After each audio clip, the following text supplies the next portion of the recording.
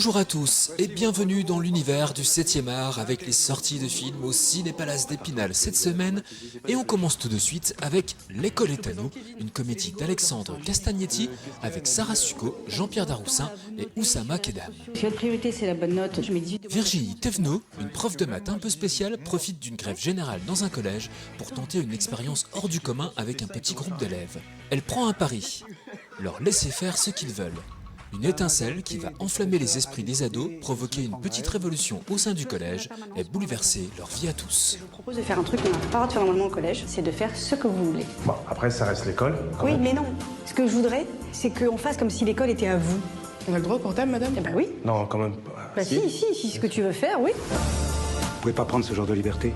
Ils sont ici pour travailler, bon sang. Ils sont contents de venir, c'est bien, non? Bien sûr qu'ils sont contents, ils foutent rien. C'est pas vrai qu'ils font rien.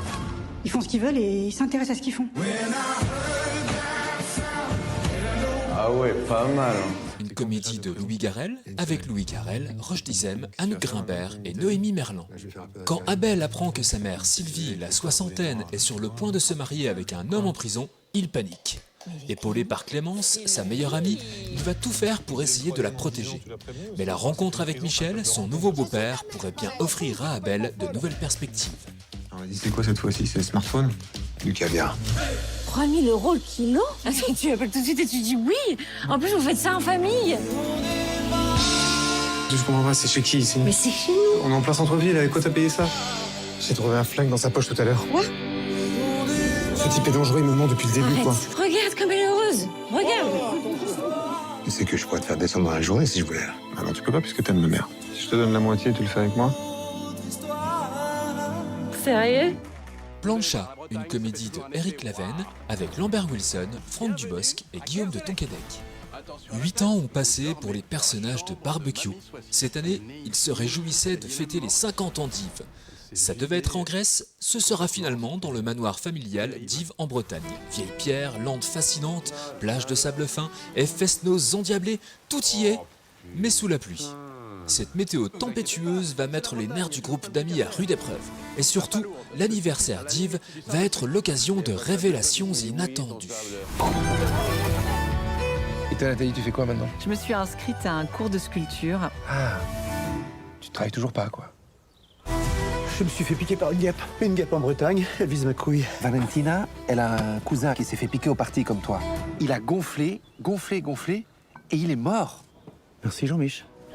Tori et Lokita, un drame de Luc et Jean-Pierre Dardenne qui a reçu le prix du 75e anniversaire au dernier festival de Cannes avec Pablo Schils, Joëlie Mbundu et Alban Ucage. Aujourd'hui en Belgique, un jeune garçon et une adolescente venus d'Afrique opposent leur invincible amitié aux difficiles conditions de leur exil. Je vous jure que c'est ma sœur. Sans elle, j'étais mort. Pourquoi moi j'ai mes papiers et elle peut pas les avoir? Je vous ai amenés tous les deux jusqu'ici. Tu dois payer. Ma mère en a vraiment besoin. Donne tes 100 € à Justine. T'inquiète pas, il y en a 10. J'ai pas envie que tu deviennes un dealer et que t'arrêtes l'école. J'arrêterai pas. Je t'ai dit que dès que j'aurai mes papiers, je ferai la formation d'aide ménagère. Tu veux des faux papiers? Je te trouve direct une solution. Maintenant, tu discutes. On pourra au moins se voir le dimanche. Non. Et comment on va faire pour envoyer de l'argent à notre maman? C'est pas mes affaires, allez-y. Et pour cette semaine annonçant Halloween, venez vous procurer des sensations fortes avec La Proie du Diable, un thriller d'épouvante de Daniel Stamm avec Jacqueline Byers, Virginia Madsen et Colin Salmon. Selon les archives du Vatican, les cas de possession démoniaque ont considérablement augmenté ces dernières années. Pour y faire face, l'Église catholique a secrètement rouvert les écoles d'exorcisme. Sur ce champ de bataille spirituel, sœur Anne, une jeune nonne, se distingue comme une combattante prometteuse. Bien qu'il soit interdit aux religieuses de pratiquer des exorcismes, un professeur détecte chez elle ce don particulier et accepte de l'initier. Mais son âme est en danger car les forces maléfiques qu'elle combat sont mystérieusement liées à son passé traumatique.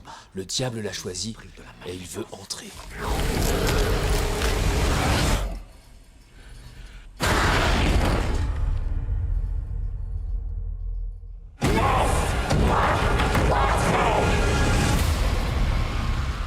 Je pense que le démon qui tourmentait Nathalie et celui qui possédait ma mère sont en fait le même.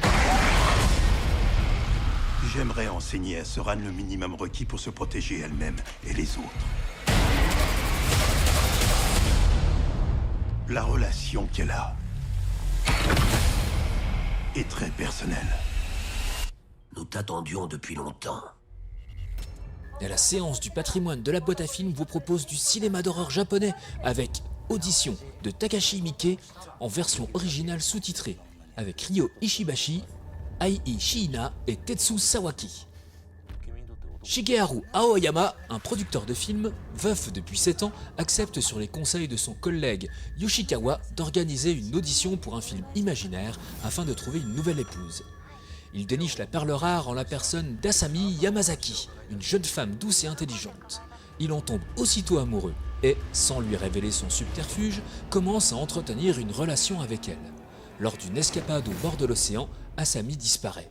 L'enquête d'Aoyama révèle un angoissant secret, la disparition et le meurtre de plusieurs personnes. Alors qu'il commence à comprendre la véritable personnalité d'Asami, celle-ci réapparaît et tout bascule dans le cauchemar. Bonne fête d'Halloween, bon cinéma à toutes et à tous, et à la semaine prochaine pour les nouvelles sorties ciné. Et n'oubliez pas, Vive le cinéma!